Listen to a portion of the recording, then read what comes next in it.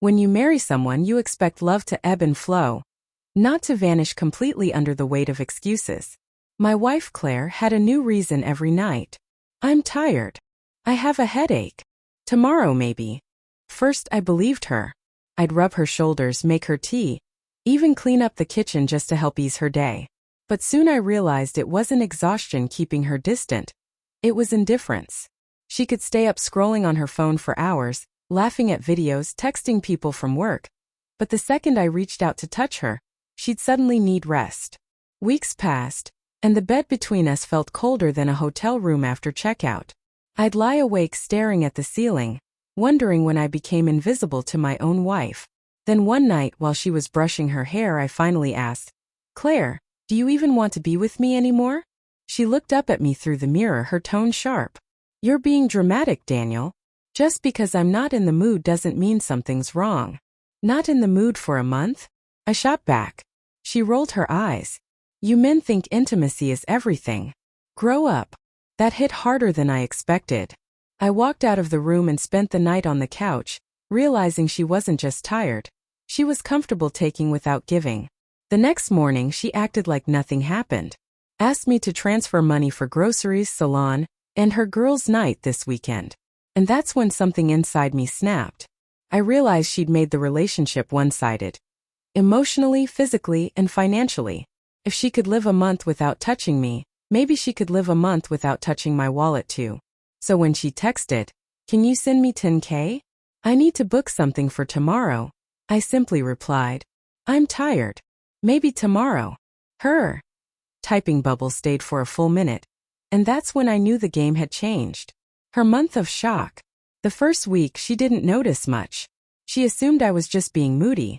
She'd make small talk, act sweet, and drop hints like, "Hey, the girls are planning a weekend trip. You'll send me some money later, right?" I'd smile and answer exactly the way she used to. "Maybe tomorrow, Claire. I'm just not in the mood."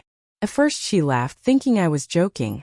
But when the second week came and the bank notifications stopped appearing on her phone, her tone changed. "Daniel," she snapped one morning, "the electricity bill is due. Why haven't you paid it?" I shrugged, sipping my coffee. "I was tired last night. You know how it is." Her eyes widened, the same way mine used to every time she turned me down with that same casual tone.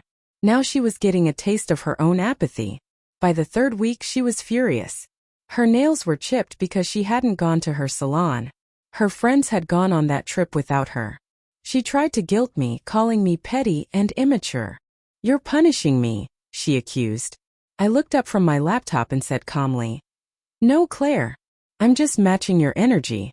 You've shown me what happens when one person keeps giving while the other keeps taking." That silenced her for a moment. But soon she tried a different tactic, charm. One evening she wore the same perfume that used to drive me crazy, walked up behind me and whispered, "You've been distant lately. Let's not fight." I turned around slowly and smiled faintly. "I'd love to, but I'm not really in the mood tonight." Her expression fell instantly. For the first time in months, I saw the realization flicker in her eyes. How rejection feels when it's not cloaked in carelessness but returned with quiet precision. She stormed off, slamming the bedroom door, and I heard her mutter, "You're unbelievable." But that night, for the first time in a long while, I slept peacefully. Because I hadn't shouted, hadn't begged. I'd simply taught through silence. And by the time week 4 arrived, Claire wasn't angry anymore. She was worried. Her credit card bills piled up, her social plans froze, and she finally began to see that relationships aren't built on convenience. They're built on consistency. The lesson she never expected. By the end of that month, Claire had changed. The fire in her voice was gone, replaced with quiet frustration. She started waking up earlier than me, cleaning, cooking breakfast, things she hadn't done in ages. It wasn't guilt at first, it was confusion. She couldn't understand how the man who once begged for her affection could now sit across from her so calm, so detached, as if her power over me had vanished overnight. One evening she finally broke. "Daniel," she said softly, "I know I've been distant. I didn't think it mattered that much to you." I looked up from my cup of tea and said, "That's the problem, Claire. You didn't think it mattered, because you thought I'd always stay, no matter how you treated me." Her eyes filled with tears. She whispered, "I thought you'd understand that I was just tired." "Tired for a night? Sure. Tired for a month? That's a choice," I replied. "And when you made that choice, you also chose to make me feel invisible." The silence between us was heavy, the kind that fills a room when truth has nowhere left to hide.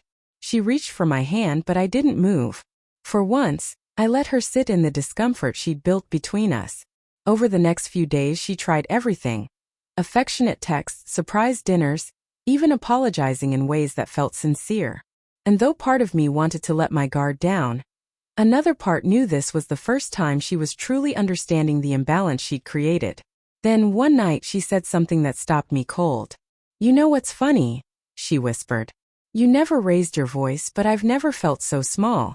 I finally know how it feels to be ignored." That's when I leaned back and said quietly, "Then maybe now you understand what love becomes when one person gives and the other only takes." She nodded slowly, tears streaming down her face. "I do. And I'm sorry, Daniel. I don't want to live like that anymore." I didn't forgive her instantly. Change doesn't come from apology. It comes from consistency. But as the days turned into weeks, I saw her trying, really trying, to rebuild what she'd broken. And though our story didn't end in grand gestures or dramatic reconciliations, it did end in balance. Because sometimes the greatest revenge isn't loud or cruel. It's quiet and measured. It's letting someone feel the emptiness they once made you live with. And when they finally understand, you don't have to hurt them. You just have to decide if they're worth giving another chance.